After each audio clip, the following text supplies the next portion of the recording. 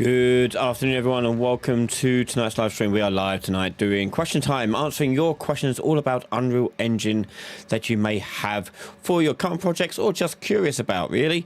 We are live. That means all you have to do is ask your question into chat. To put into chat, I'll try and answer as many as I can within the hour that we're here. And if I do miss your question, don't fret. Just put it back into chat again, and I'll try to grab it the next time round. We are kicking things off with a few questions already in chat. So hello everyone, good to see you all again. It's been a long time, I know. It's been weird, busy real life stuff going on. My son's been ill again for the past week with stuff. I lost my wallet the other day. It was a nightmare, absolute nightmare of a week. But we're going to jump into some question time, answering some of your questions. And I've seen a couple of really interesting ones already. So we're going to jump straight in and start answering some of these questions. Let's jump over to Unreal. And here we go. Okay, so first up, I've got a question that I saw. Let me just make this a bit bigger so I can read it. Is from Turtle Tank, asking how to do basically a co-op system where two players are tethered together by a simulated rubber band that interacts with the world around them. Okay, so interacting with the world around is a little bit tricky, but we can do the rubber band part quite easily. So I'm going to put in a character, put in another character as well, and we'll set one of these up to be me. So just search here for auto possess player 0. Okay, so that's my one. And in my character, we're going to do an input variable for tether target. So who or what are we tethered to? That'd be an actor. And we'll make it editable. Okay, so the gist of this is that with physics, basically, and to do physics for a character, because it doesn't work the same sort of way, you have to apply it via the character movement component. So what we do is we have to use a tick event, and in here we have to do a check to see how far away we are from our tether target. So we're going to take our tether target, get distance 2, and the other that to the self. and we want to do a check to see if that is greater than our threshold, which we'll do as 1,000. Actually, I'll do a bit smaller than that. Let's do 500. And throw that into a condition check. Okay? Because we don't want it applying all the time. We only want it to apply when they get too far. Next, we're going to take in our character movement. And in here, you'll see add force. And the force we're going to be adding is the directional force back to the tether target. So the force here is going to be taking the tether target and get the actor location. And put itself there. We get the 2 actor locations there, and we'll get direction. And the direction is going to be coming from us, which is that one there, towards the tether target. Okay, and that's our direction. We then want to multiply this by a force value, and this you can tweak. We'll start off with 300,000, but tweak it as you see fit. So now all I've got to do is tell my player character here to be tethered to that character. And if I want to, I can take that character and tether it to me. We can be dragged both along. You can really see it happening there. So, no problem moving around here. But if I try running away, I can't. I'm dragging them with me, and we're going to snap back. So, especially if I jump up in the air. Come on, you. Ugh. And I could try and pull him up.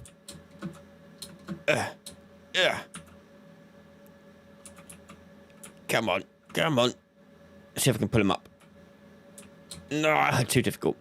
Obviously you can do more physics check. We've done a very, very simple physics check on here. But one thing you could also do is, like, I want to be able to, like, add some vertical force to this maybe a little bit. So they get pulled up. But yeah, we got a tether. And if you want something visual between the two, then use a cable component. This is kind of what Chain Together does. So it's a very simple setup. We'll take the cable in here, and on my cable we'll go and begin play. We'll set the cable here. We have to set the start and end. So start component is, we can actually set right here. So attach start. Yeah, that'll be fine. Round the waist. And then the end, one thing we'll do is take the end location, hit 0 into it. And the event graph, we're going to say set end, attach end 2. And the actor is going to be our tether target. And the cable will make the same length as our actual tether, so 500. And that's it. And obviously it's 2 because there's 2 of us, but there's your tether. If you want to be more like elasticated, because obviously it's a little bit of give in the cable component, just shorten the cable. So we'll do it by half, 250. And I'll do it for only me.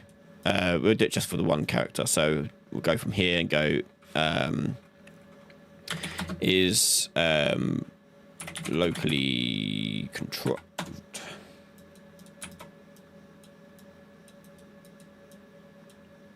There you go. So we've got this one component that I can now drag around, and we've got this dangling between us. There you go. Yeah, I think the wallet's long gone, Lottie. I don't think it's been stolen or anything, because I haven't had any weird payments on the cards or anything like that suspicious. I've obviously frozen things, but I've got a feeling it's just lost, like, in between the cushions somewhere, but I can't think where. I barely use my wallet. It's mostly just my phone. So, nightmare scenario. Yeah, hopefully that helps you out, Turtle Tank. If you want to do things like where, like, you can then grind along the rail because your chain is together, that's a whole other thing. That's a whole other thing. So, yeah, I won't bother. But yeah, it is. I'd have to just sit down, and that would take me a whole week worth. Well, not even a week, probably a day of working out what the hell it's doing. Because the cable obviously doesn't have physics attached to it. You can do a spline sort of component system, but it's not ideal. But there you go. Hopefully it gets you a good starting point. The main thing is this character you can add force to your character movement component. That's the trick. Okay, next question I saw was from where was it? The real Moonussen. Seems like homing functionality of the projectile movement component works pretty well in movement for flying AI. Other than lack of obstacle avoidance, do you know of any other pitfalls? It does have a few pitfalls. One is that it isn't guaranteed to always get exactly where it needs to go. So homing, you give it an approximation. If it hasn't got the right speed to reach that location, it doesn't really do too well. You're far better off in making your own obstacle avoidance system and making her own flying pawn movement stuff. You do obstacle avoidance by just doing a load of ray casts or like line traces out to figure out where things are, and you just tell it to move up, down, left, right based upon that. That's essentially it, really. Yeah. Next question is Sans Undertale 1677. Would like to know your preferred method for unloading a level and loading the next level while still being able to play maybe a playable loading screen level. Okay, yeah, so if you want to load into another level whilst you're inside another level, you can use async loading. So you've got async loading. Async load the asset that you want to load is going to be a map. Hang on, ain't the right one. Async load asset. There you go. And you choose the map you want to put in there. Yeah, so whatever it may be. First, you find what it is and get a reference to it. We're in third person, aren't we? That's why. Third person. There you go. So you put that in there, and when it's completed, that's when you go to the level. And you do also do async unload. Oh no, I don't think you actually need to do unloading. I think it would just unload as you leave the level. Yeah, of course it would. Yeah, it'll just unload when you leave the level. So yeah, to load the next level, so if you're in a playable scene, you do that, and then when it's completed, trigger it or tell a button to be available for the player to push, that sort of thing. But yeah, async load asset. You can do it with other things, not just levels. You can do it with other stuff too.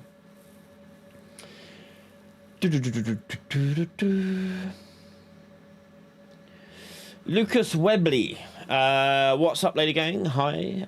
Would it be possible to get a definitive tutorial, or could someone point me in a direction of the problem of smooth traversal of stairs, but with function IK intact?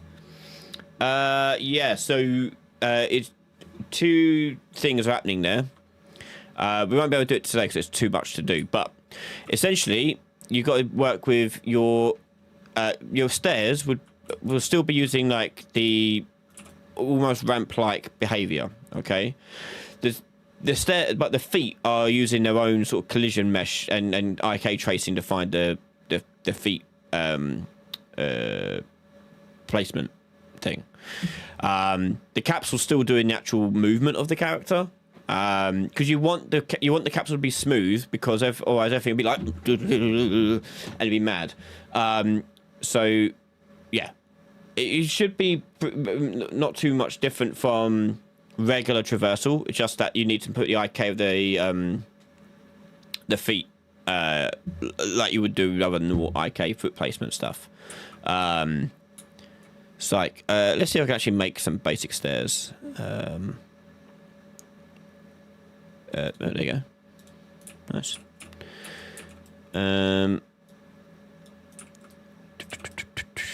Whoop.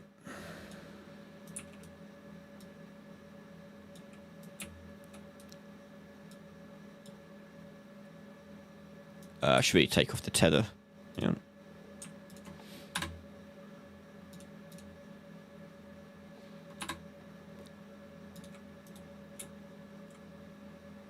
Oh, I didn't hit okay, did I? Damn it.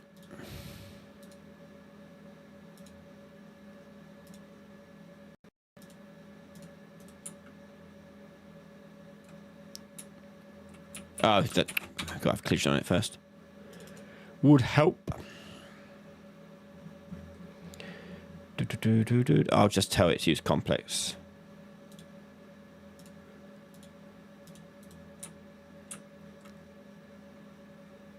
Okay, so the problem you're seeing here is because it's using complex collision. So every step has a sort of like that positioning movement, okay? So what you need it to do is have complex collision for the IK trace, and then you need it to have smooth, simple collision for the movement of the actual character. So if I show it on, simple and complex, okay? So that's using complex as collision. I need to use both of them, okay? So, for example, I'll just put in a... actually, I'll tell you what. I'll just do in the Y. That's a bit rubbish, isn't it? I'll just make it simple.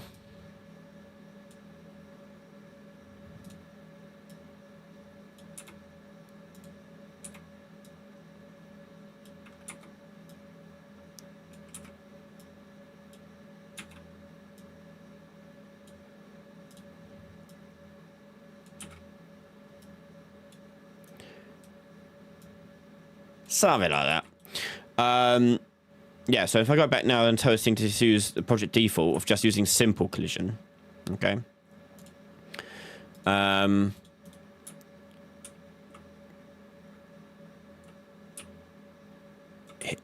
Notice the camera isn't moving. The heat is moving, but the camera isn't moving because the capsule is going up smoothly. Okay? But the feet are still doing the IK stuff.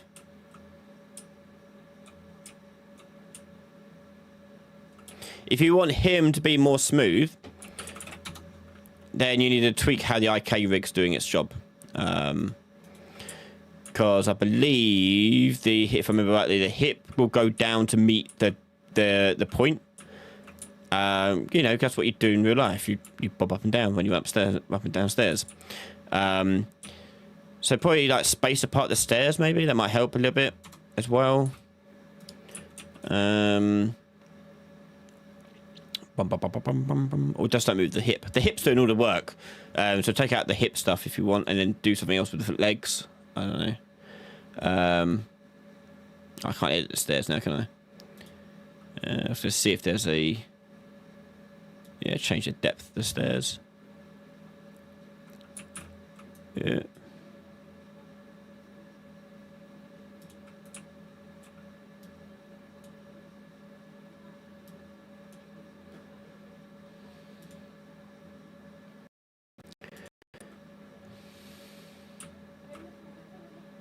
Oh, I've got to do the collision on it. I can't be bothered. We have to do the collision on it as well. But yeah, your feet will be using the complex collision. The rest of it will be using the smooth collision.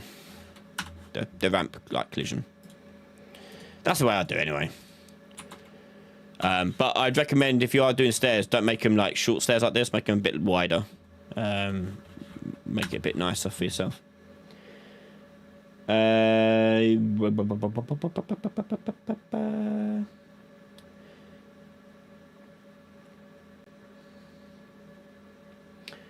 Next up, we've got James McElmore. I saw a short you made a while ago about building a developer portfolio. I was wondering, how do we do that so others can see it?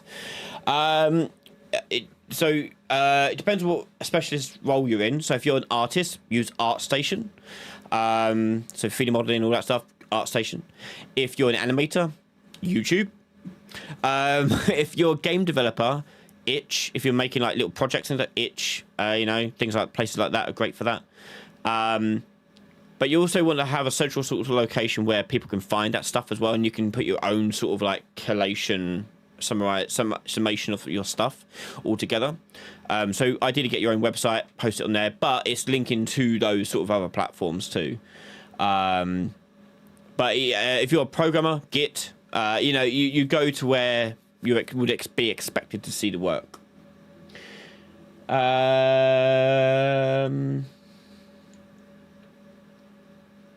Next up Shazvi, I'm considering doing all my own character animation in Unreal and tried to bypass Maya, even though I know it like the back of my hand. Oh, congrats. Yeah, good luck with that.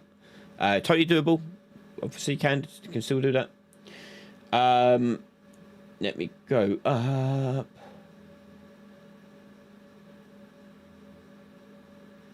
Where are we going? Where am I lost? Oh, there I am. This is from Weston's World Studio. I'm considering to outsource a key part of my game, battle system implementation, to a small programming software company. What tips do you have in entering into this type of engagement? Clear set of scope and bounds, so you know, and they know as well what is the extent of the work being done. That is critical. Time frames, milestones, some sort of review period. Make sure you also put in a contingent in the contract for revisions and adjustments within reason, obviously. That stuff they should be doing anyway. That's something I usually normally include when I do offer these sort of contracts myself. Is sort of like some revisionist type code, and documentation as well. You ideally want to get some documentation, because if you say need to get someone else to look after it after the fact and that company is no longer around, or people have dispersed or whatever, someone else can take it on and carry on the work too. I mean, other than that, that's about it really. The rest is up to you really, in terms of timings, costs and so on.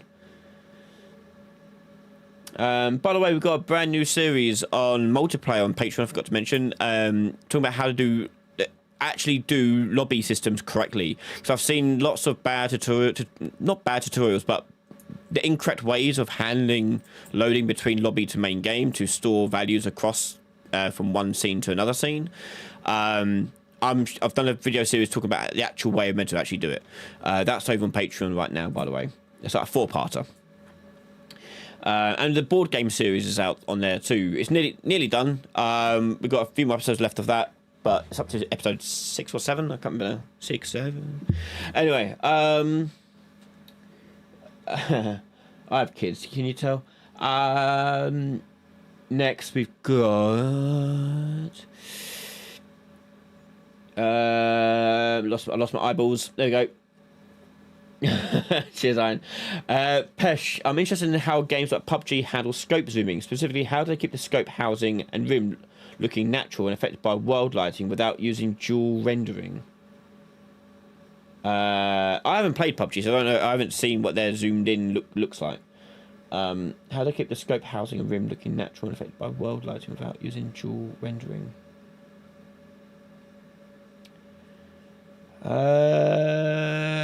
I mean, there's a few ways to do it, but let me have a look at what PUBG one actually looks like.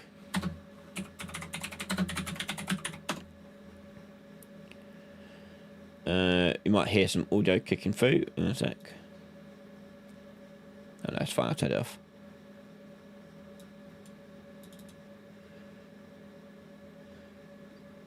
Let's get to some sniper gameplay.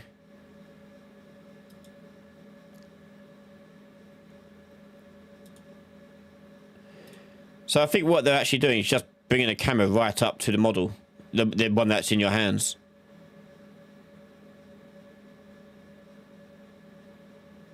Yeah, that's what it's doing.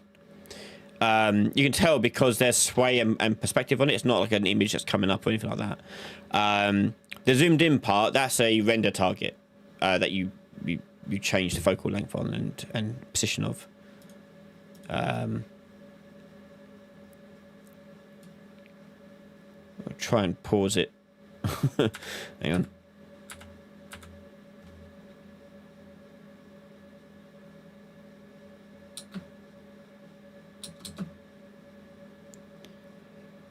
Yeah, I would say that is the actual model of the gun. So there's a camera attached to the weapon of the gun, and you just switch to the camera, and you're then render targeting it to a texture, which you're then seeing on the screen there. That's what I imagine is happening there.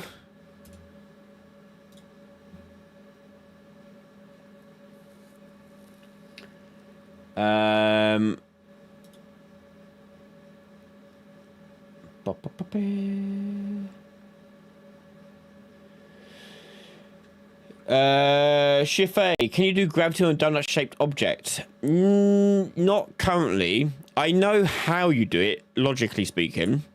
But the problem with it is that the default character movement component has the ability to change gravity direction, but it causes a load of problems. I've yet to try the new mover plugin stuff. It was very broken when I first tried it, doing gravity stuff on it, back when it first got announced.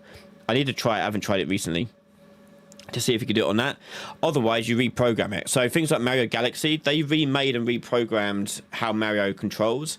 That's why Mario is a little more stumpier, because his capsule is actually not a capsule, it's a sphere. And so as what they do is they change the gravity of the when you're going around it using some fields, and they just rotate Mario around in that sphere to make him look like he's on the right position. Yeah.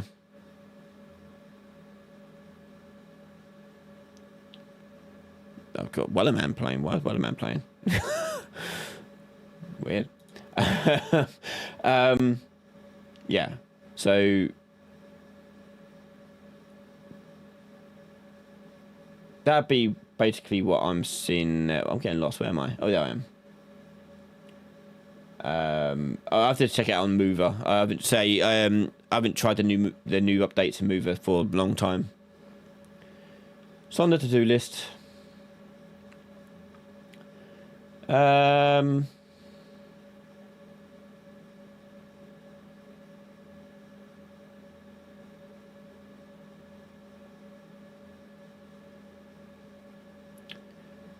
Next up, I've got a question from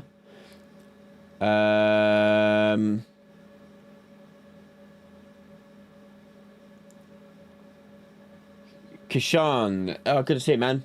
I had a question. Is it possible to assign different damages to different parts of the body? If the player shoots a head, health goes by 50. Health, yep. I won't do the full setup because I haven't got a gun or anything like that in there. But essentially what you're doing is when you shoot someone or shoot something, you're sending out a point damage. Okay, so if you haven't seen it, you can apply point damage. Okay. So you don't usually do like a hit trace with like a line trace or something like that. And you're sending that data through in here.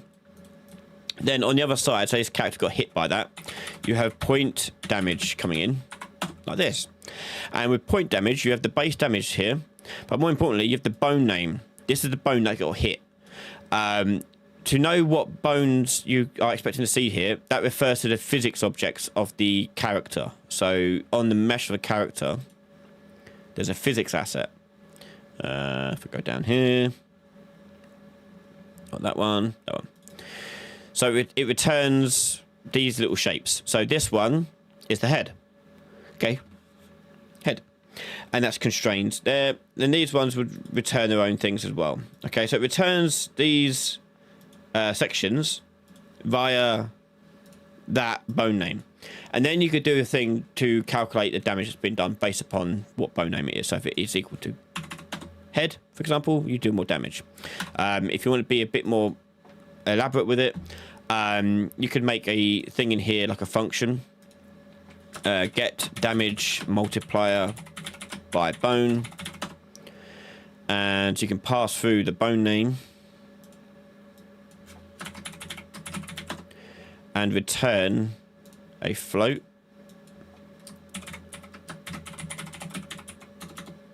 multiplier, and you take that and you switch it with a switch on, and you add your bone names. So this one would be head,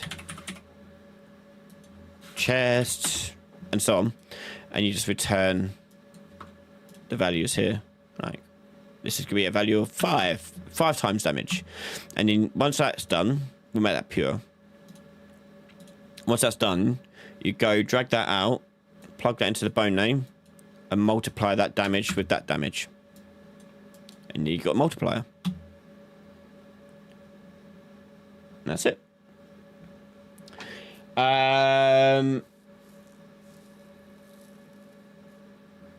Robin Dow, board question on multiplier.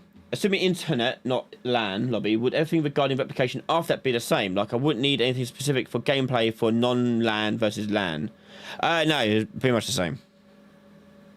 Yeah. it just works the same. It's just your internet is like a one big long cable. That's it. It's the same. It's just the same thing. Yeah, Shafee, that easy.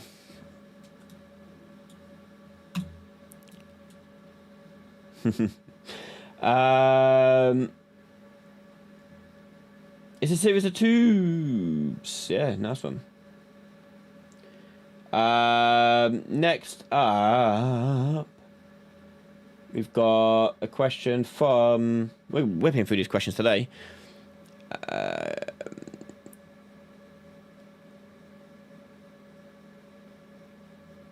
Oh yeah, you get Robin. If you're not already a patron member, become a patron. Just $1. You get access to the whole 4 episodes of the lobby series. You see how lobbies work. Check it out. And if whilst we're over on Patreon, we're going to do a little plug here. If you are on a Patreon and want to get a private session with myself once a month, you become a Diamond Patron, and you get access to a session per month with me to help you out with your projects. It's the cheapest way to get a session with me. If you want something a bit more extensive and a bit more longer lasting and have more frequent sessions, we also do private sessions available on ryanlady.com. So do check that out too. Next up, we've got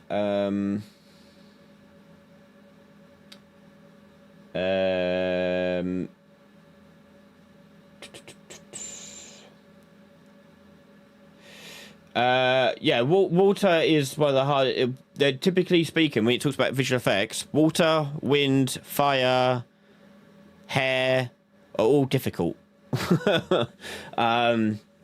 Yeah. They're all tricky.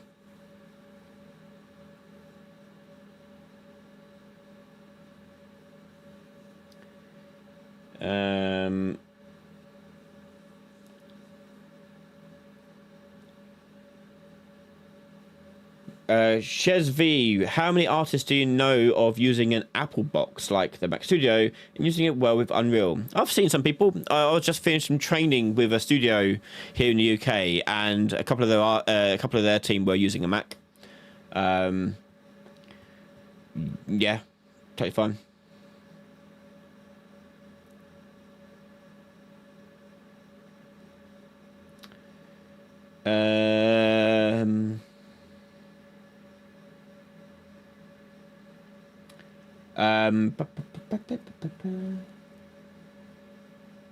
Yeah, no problem, Robin. Good hack. You haven't joined the Patreon yet, but I'm interested in checking it out. Do you still plan on doing the grid-based movement? I do, yeah. I did an experimental sort of video on Patreon last week, I think it was, where I just put up a raw video of me just trying to figure something out. I wanted to devise a interesting way of doing grid-based movement for a character that didn't involve you having to like determine, okay, here, like especially for AI, getting the AI to move in a grid-based fashion, for example, without having to do really complex navigation systems or hacky workarounds or other things like that. And I came up with one interesting solution, which was using EQS, basically doing EQS at 4 different points and working which one's closest, and you just go to the one that's closest. And that worked actually quite well. It was a very dynamic approach to it, so we could just build a level and grid-based movement will just work. It was pretty neat. I wanted to go back and revisit it and try out a few other ideas and see if any others are better. But yeah, it will be something we put out on eventually.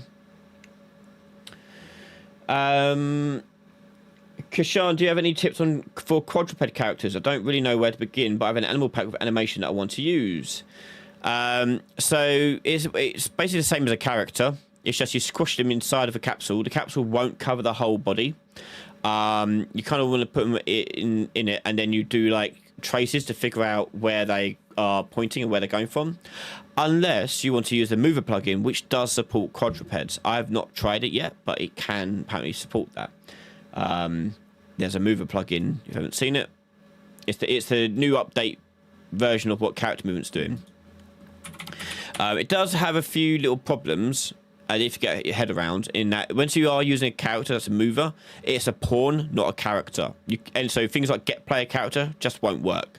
So there are a few things you have to be wary of. But this is something they're working on at the moment.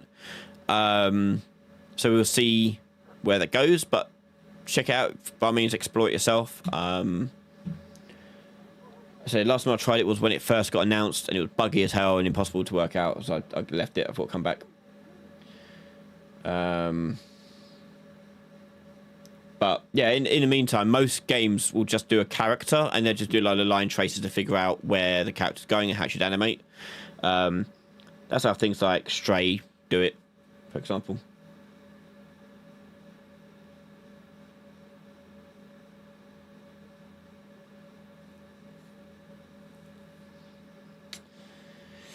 Shifei, what would be the best way to set up something similar to golf, like a place to shoot from, knowing where it lands, and only shooting from there? Would it be linked through the level?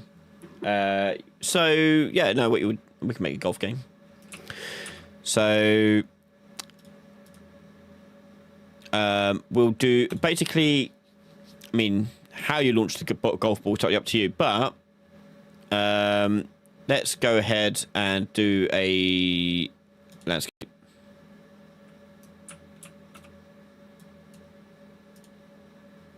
Got itchy nose, sorry.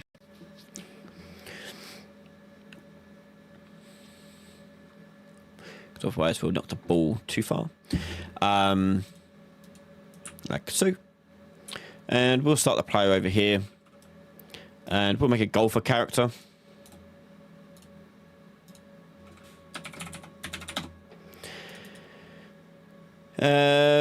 Just so we've got something to look at, we'll put a mesh in.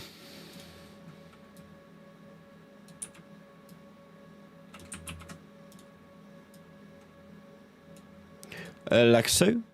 But the main gist of this is the golf ball. So you make a blueprint class for an actor. Golf ball. And in here, you're going to add a mesh. And we're going to make a little mesh ball. I'll do modeling mode. Do a sphere. And be very small.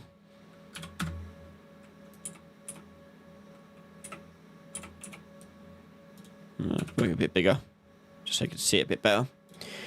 Okay, and that mesh is going to have on it some collision. We'll just go in here, add sphere collision to it. Done, done. And on a golf ball, we just set it to that thing.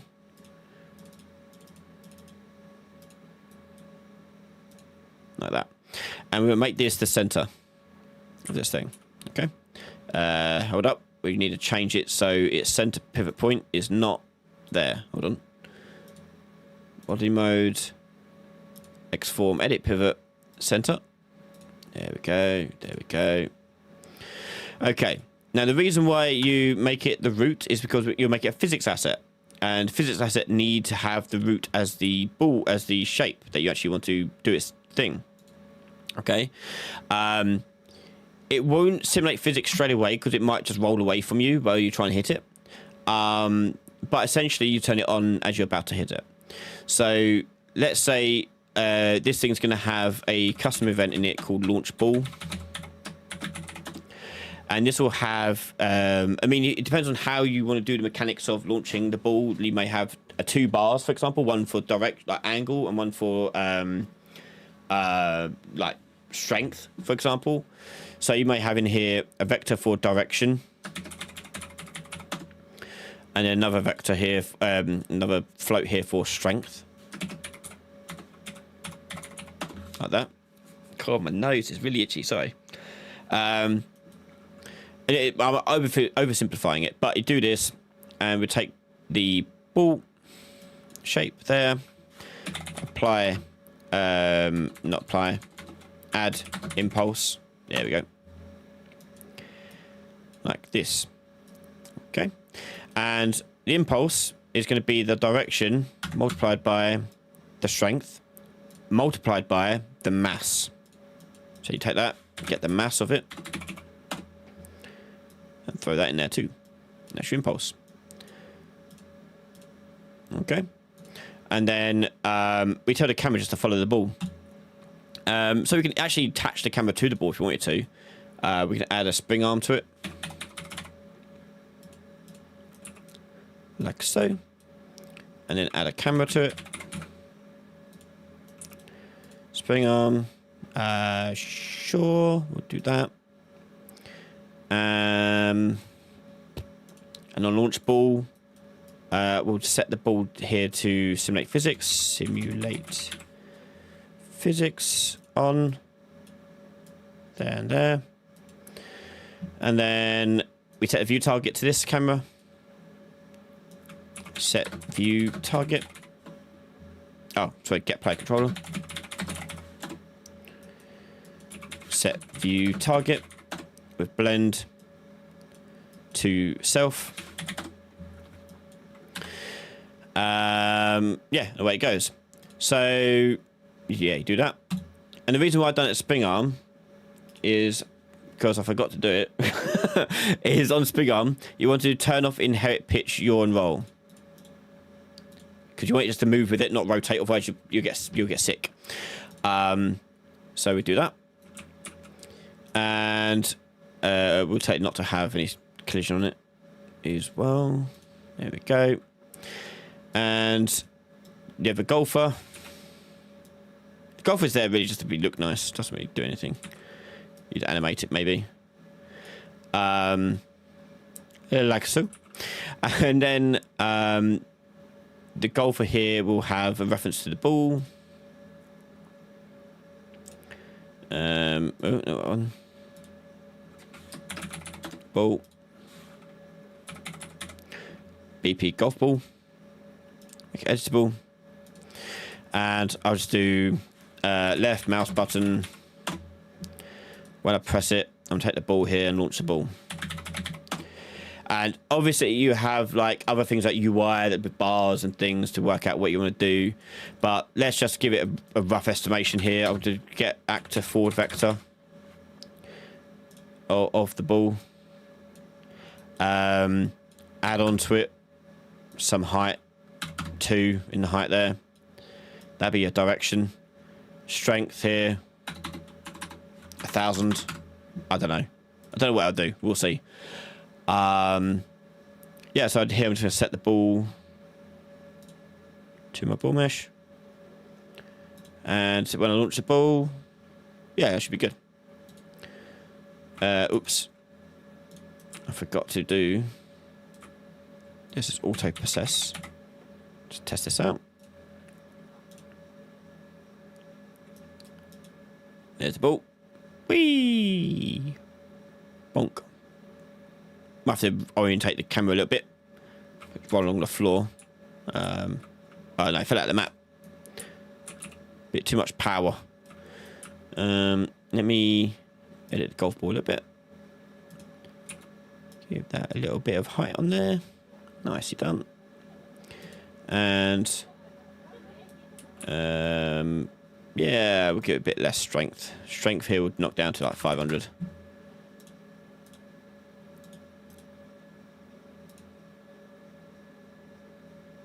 Yeah. No way it goes. And obviously, what you want to do, because the ground should have physics on it, like the different terrain parts will have different physics assets on it. So you can do things like rougher grass will have better friction and other friction. You could do things that will slow the ball down. So you need physics materials. So physics material. Pop, pop. And in here you'll do like friction like that. That'd be fine. We have 0. We'll set that to like 0.5 as well. Restitution. We're at 0.1. So like you can have like thicker grass have like less bounce than say the green of the golf course. You know. I'm guessing these numbers, by the way. I'm just figuring it out. I think I've made a golf game for someone once, like about 6 years ago. So, not too bad. For someone who has done it for a long time.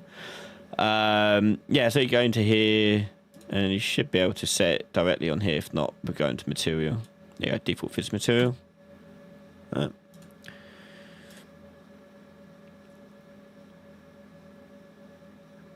We have to put some angular momentum on that ball down. So I'm going to go to the ball, go to its mesh, angular dampening. We're going to give it something in that because 0 is obviously nothing. So I'll put it as 0.2. Basically, damping means it will like how much it slows the turning on angular.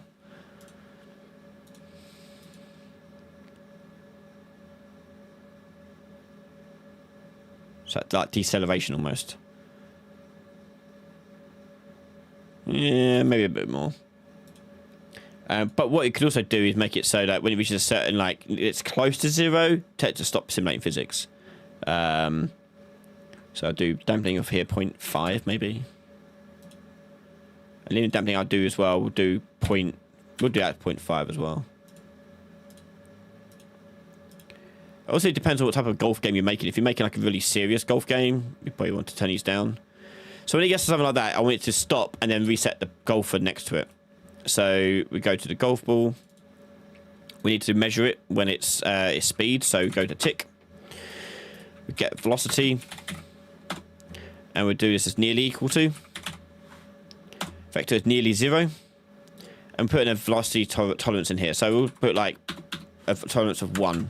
There might be too much. We might have to do less than that.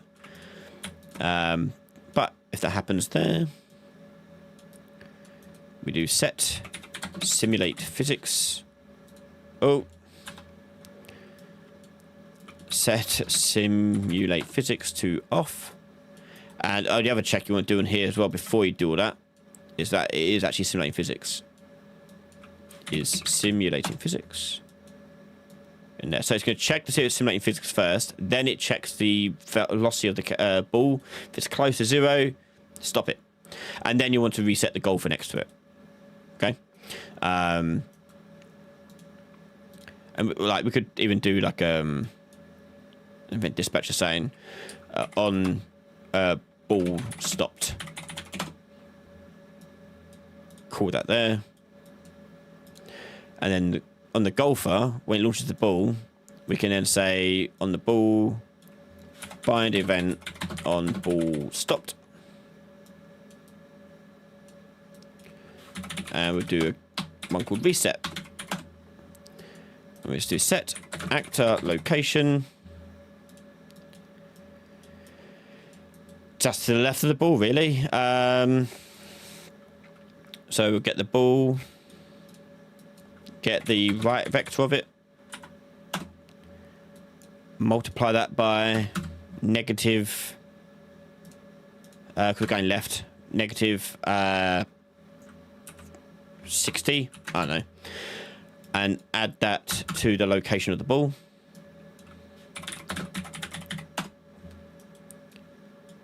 Like so. And also you can do like line traces down and make sure you get the right placement on the ground as well. But that'll do that, and then we can release the ball again. So here we'll do we can just do ball is simulating physics again. Is simulating physics. False goes into there. That goes off to that. And where it goes. You probably want to do get player control and set the camera back to this thing. Set view target. Back to self. And that's the basic version of this. Add spring arm. Add camera. And that'll be looking down like that.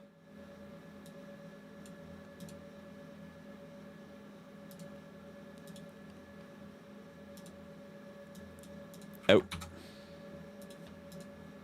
Why is that not doing that? Golf ball. Semi physics. Yeah, it needs to do this for a second. We need to know when it's reached. It's actually launched. So what I'll do on here is I'll do a set timer by event, custom event, launched. Actually, I'll do it as a create event. like that, because then I can put this down here and have a gate, and the tick will enter into it, but the launch will open the gate like that. And ball stopped. We can then close the gate with another custom event. Ball end. Close. Ball end.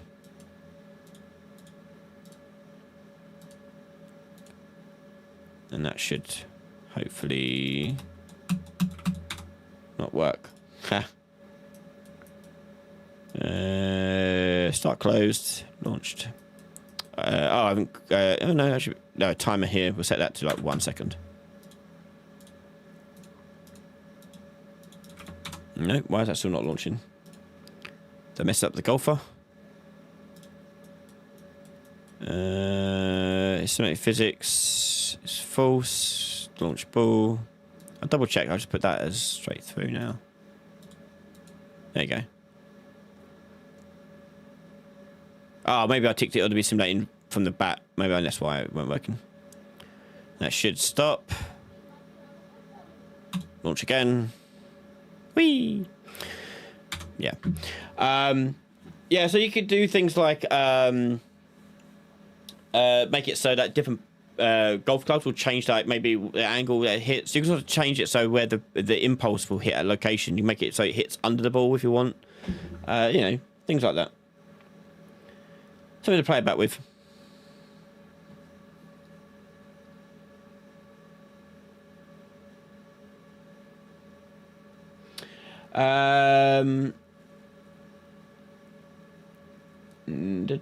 Next question. We only got about 5-10 minutes left, so we're going to rip through as many as we can here. I saw someone, I can't remember who it was, asking about a JRPG. I've got a series I made yonks ago. That should still suffice for a lot of this. Check that out.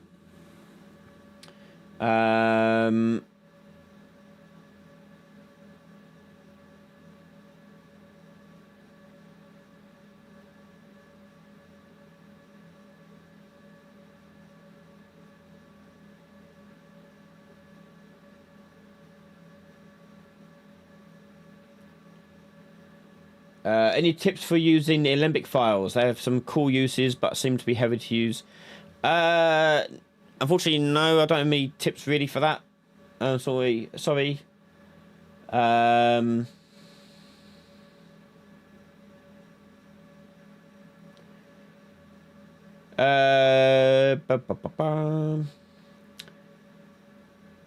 Yeah, sure. Hi, Shalom. So yeah. To do that, you can use that post-processing on that if you want, or basically a sampling scene depth. So you go if you're doing like the side-scrolling 2D game like you are doing, you make a post-process material that makes use of the scene depth. So we change the post-process scene texture node. Change this to post-process input 0. I'll go into there, see what it looks like. And then we're going to multiply that by a value. The value, you're going to take that same node, copy it again, but change this to your scene depth. And scene depth is how far away a pixel is from the camera. So we're going to take that, and I want to take the value of that. So we're going to mask it because it gives us too much information. We just want one number. That, for example, will do. And I take this and divide that by a number. So let's say like the maximum distance you'll have, say for example, would be 1,000. Okay, and then you clamp it.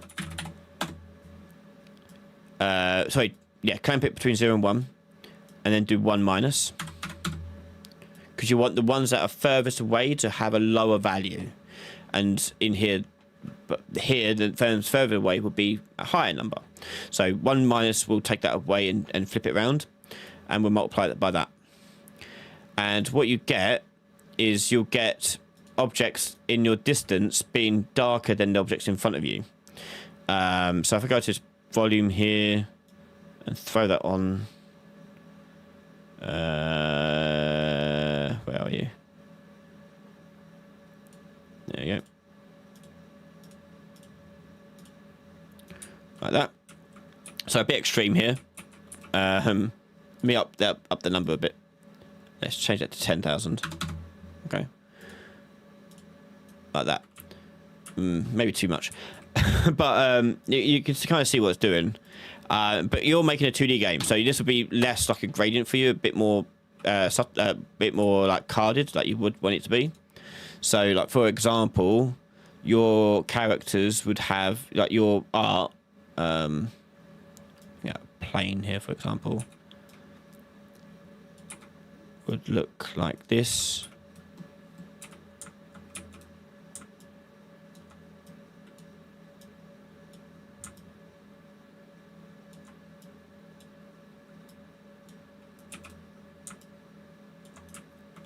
Okay, and it'll look like that.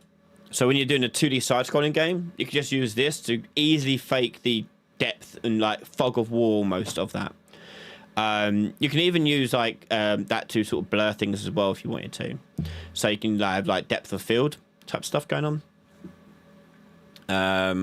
But that is going to be the quickest, simplest way of doing that. You can also do this in actual materials of these things as well if you wanted to. So if you are doing sprites, you can edit the root sprite material, get the distance it is away from the camera, and then use that to do the same calculation.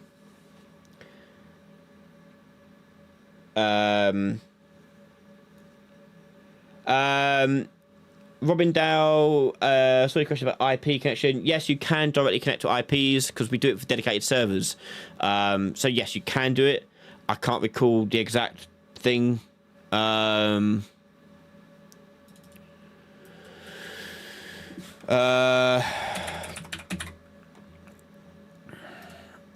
know if it's, I can't remember what it's called.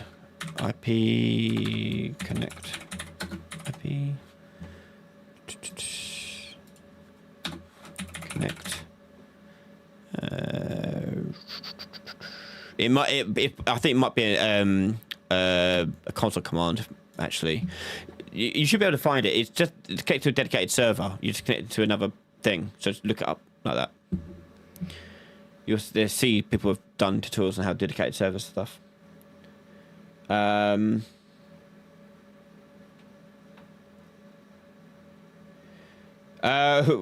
AI EVP. How do you double gamepad support in menu? For example, Tekken character select. I actually did this with someone like not too long ago, like literally last month. It'll probably be a series at some point because it was quite a fun one to work out and show how it works. Yeah, we'll have to. It's quite involved. It's not as easy as you think it would be, but we'll probably make it a series of videos for that.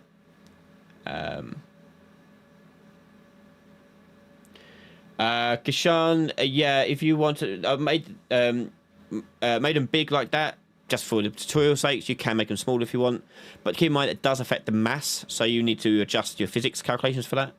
But that's all. In terms of making them stop spinning and stuff like that, that's the damping values that I spoke about with the golf ball. Mess around the linear and angular dampenings for that.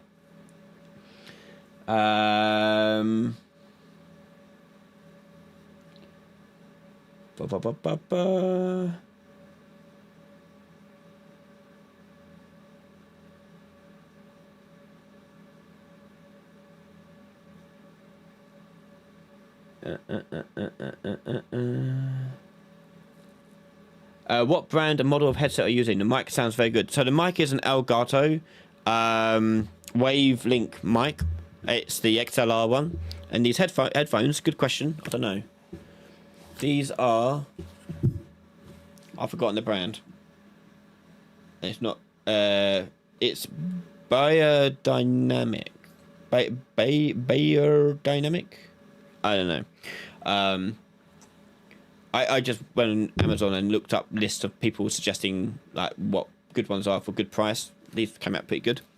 I like it because it has this curly cord. The curly cord has been a lifesaver because it's relatively short, but it's curly. So I can have these on. I can get up and go to the door, and it won't pull anything off, and it won't like it's not so long it's draping around and getting tangled up in everything. This has been the best thing I've ever had for this sort of setup. Well worth it. Recommend getting a curly cord. Wicked. Like before I didn't have that and I had to go to open the window, which is just here. I'd have to like really like pulling it all out or breaking a cable or something. Yeah, it works really well. But that brings us to the end of tonight. Thank you so much everyone for your questions. It's been good fun. Hopefully you've picked up a few tidbits and seen some information and got inspired by some of these little things going on here. I for one want to make a golfing game now. I quite like the arcadey ones that have been coming out lately. They look quite fun. So who knows, I might make something about golf in the future, but nonetheless, thank you so much for your support in over on here, Patreon and everything in between. Remember, if you do want private sessions, do check it out on Diamond here on Patreon, or privately over on ryanade.com. You can book sessions over there with a discount code. I think Feb 26 is still valid for the next day or two, so if you want to make use of that and get a discount, I can't remember the discount fee. It's like 20%. I can't remember, but it's Feb 26. All capital letters. Feb, FEB26. That'll give you a discount a coupon for bundles and individual sessions as well. So head over there right now if you want a private session, one-to-one, to get help with your projects or help you learn Unreal better and be able to do improv coding just like you've seen just here tonight. I often get people asking the question like, how do you like do this sort of stuff, like just get improv, like working out how to do things live. Honestly, it just comes down to learning and understanding what's going on in the engine and how things are all connected and how they work. So if you want sessions on how to do that, by all means sign up and we can help you with that. Thank you so much for your support and thanks for tuning in, and I'll see you all in the next live stream. I don't know if we'll be live next week. We'll see. It's Easter break. Chaos as hell, but we'll be doing a Mimic playtest. We were meant to do one last night, but there's bugs and we wanted to fix those, getting new animation stuff in there, so we will be doing those probably next week instead. So thank you everyone, have a good night, be safe, and bye.